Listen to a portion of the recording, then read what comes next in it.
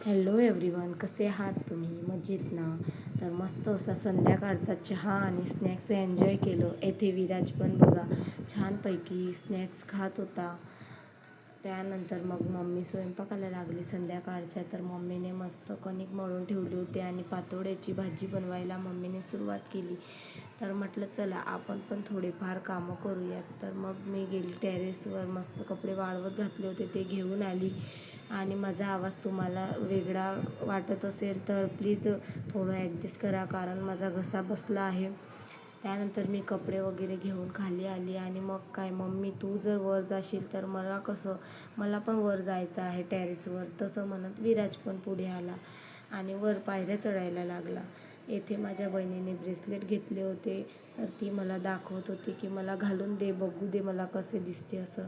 मस्त असं रात्री मेहंदी काढून दिली बहिणीला आणि दुसऱ्या दिवशी सकाळी मस्त आंघोळ वगैरे केली आणि हेअर वॉश केले होते. तर चला म्हटलं, हे होतं भावाचं ड्रायर मशीन, तर म्हटलं चला आपण पण ट्राय करून बघूया. मग निघाले आम्ही बाहेर.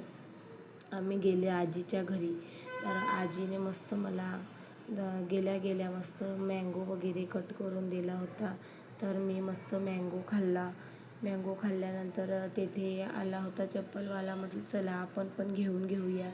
तर मस्त असं चप्पल घेतली. त्यानंतर मग आम्ही काही वस्तू आणायच्या होत्या म्हणून परत निघालो मार्केटात. तिकडनं आल्यावर मी थोडीफार टिफिन न्यायचा होता ट्रिपला जाण्यासाठी, तर स्वयंपाकाला तयारी केली.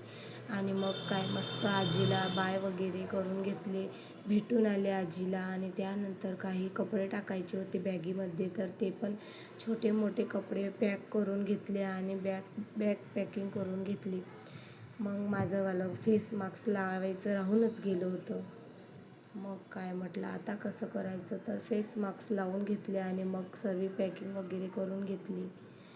आणि मग मस्त